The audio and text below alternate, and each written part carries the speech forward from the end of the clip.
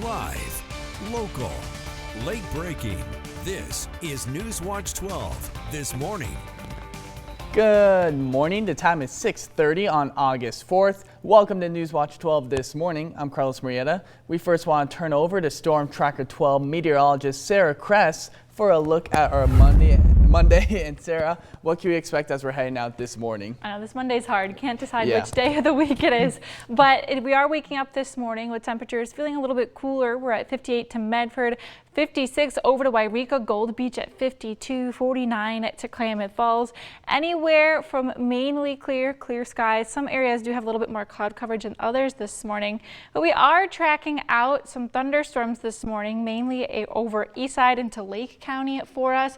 This group of cells has been weakening as we've been watching it over the past hour here. So we do have the possibility for some isolated storms to develop as we're into the morning and early this afternoon. But by the afternoon, I really do think we'll start to see things wrap up for us. And then we'll be switching over into a drier pattern for most of our week. But around the rest of the region, very calm for us to start off the day. Like I mentioned, we'll see the storms wrap up later today. Bright skies for areas across the region. Some passing clouds at some times, but shouldn't block too much of that sunlight. Along the coast, a bit more brighter, and we'll see some breezier winds for us today, especially into the afternoon. But for your Monday, today's highs will be into the mid to upper 80s as we're over into the Rogue Valley. Not heating up too much for us. Over into the Klamath Basin, 78 for Klamath Falls. Northern California will be at 84 for Wairika, 64 along the coast today. Into the next couple of days, we are going to be holding on to less hot high temperatures,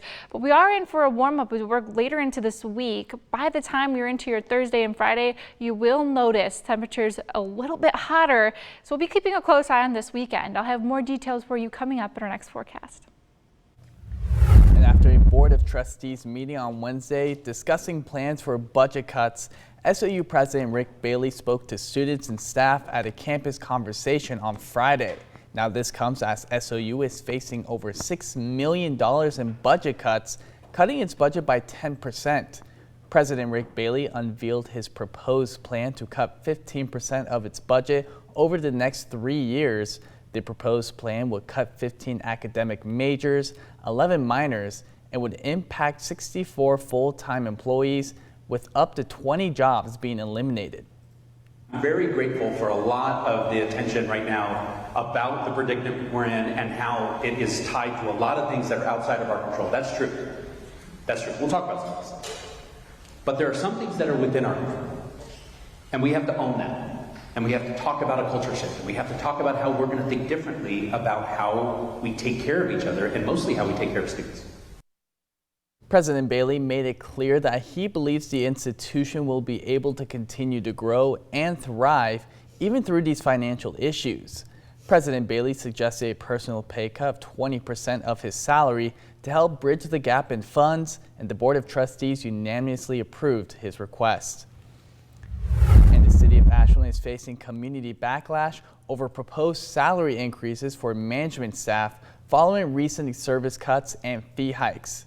The proposed salary increases comes after a compensation and classification study that found some management positions were paid below the 50th percentile.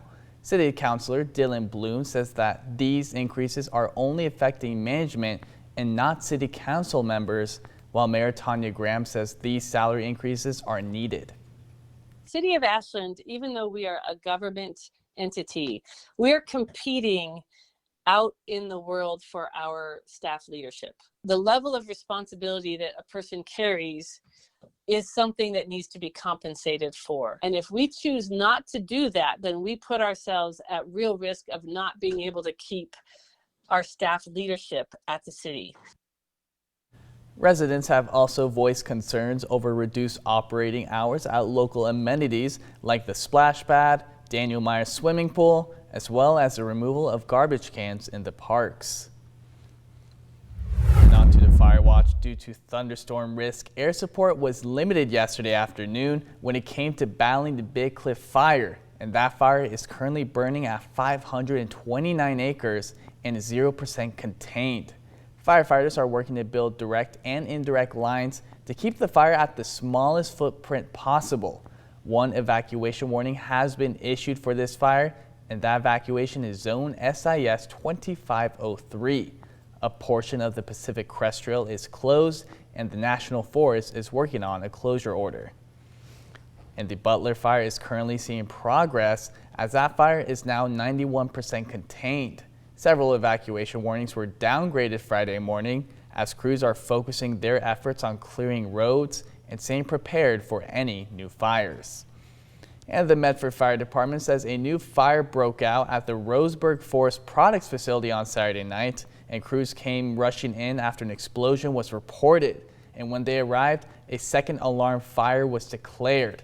Flames spread to the conveyor system, raw materials, and elevated platforms, and after several hours, the fire was put out. No injuries were reported, and an investigation revealed the fire was accidental. And new this morning, the California Department of Insurance has taken significant steps to improve insurance options for residents, focusing on those in wildfire-prone areas. The department recently completed a review of 3 wildfire catastrophe models, which are expected to stabilize rates and expand coverage. Under Commissioner Laura's sustainable insurance strategy, insurers using the reviewed models must provide and maintain coverage in high-risk areas. The ongoing efforts by the California Department of Insurance aims to provide a stable, affordable, and accessible insurance market for all Californians. State Representative Pam Marsh hosted a town hall in Talent yesterday as she was greeted by a packed room full of community members. Marsh provided updates on the 2025 legislative session from wildfire mitigation, homelessness, and K-12 allocations, including instituting a new tax on oral nicotine products that help fund wildfire mitigation. We're going to take that tax money, and first of all, we're going to hope it dissuades people from purchasing the product. That's the main reason we have a tax. But we're going to use that money in the meantime as it's coming in for wildfire mitigation. Another update Marsh provided was having K-12 summer school permanent, and at the end of her presentation, there was a Q&A portion for attendees. And moving into a developing story, Governor Kotek could potentially veto multiple bills from the 2025 legislative session, including one that directly impacts Curry County. And that bill is Senate Bill 1047, which requires Curry County and the Water Resources Department to expedite the review of applications for use on certain lands. That includes land north of Port Orford, west of Highway 101, and south of Elk River. Other bills that could be vetoed include House Bill 3824 and Senate Bill 976. Kotek says these bills will continue to be reviewed before the August 8th deadline to take final action. And unemployment is rising steadily in Oregon. New job data from the Bureau of Labor Statistics shows the unemployment rate rising steadily since the beginning of the year, sitting at 4.9% in June. The data looks a little better for job openings, with the Bureau saying the Oregon economy gained 3,000 jobs from April to May. And the Mattress Recycling Council is expanding their Bye-Bye Mattress program into Oregon, as residents now have access to recycle their mattress for free. The Mattress Recycling Council is a nonprofit organization that operates recycling programs in states that have passed mattress recycling laws. And thanks to a new Oregon state law called the Oregon's Mattress Stewardship Act, Oregonians can not only recycle their mattresses for free, but keep them out of landfills. Currently, we've been participating in the recycling program since the beginning of January. We've collected a little over 1,200 mattresses, and about 56% of them went to recycling, and the other 44% were reusable and went to families. The Oregon's Mattress Stewardship Act was enacted in 2022, establishing the recycling program, which started on January 1st of this year. The program is funded through a $22.50 fee that's collected when a mattress or box spring is purchased in Oregon. That fee is used to establish free drop-off locations and collection events throughout the state. And soon to arrive, Fire Engine 12 will serve the community out of Fire Station 12, purchased by Medford Rural Fire Protection 2 as part of the apparatus replace plan, and this new addition will contribute to their strategic plan to replace old engines and technology so they are ready to respond to any emergency. And Medford police officers were on popsicle patrol at Pear Blossom Park, and many kids at the park ran to MPD officers for a free popsicle. MPD prepared and had several popsicles to give out with a variety of flavors. Plus, not just kids, but the adults were also able to get a sweet treat as well.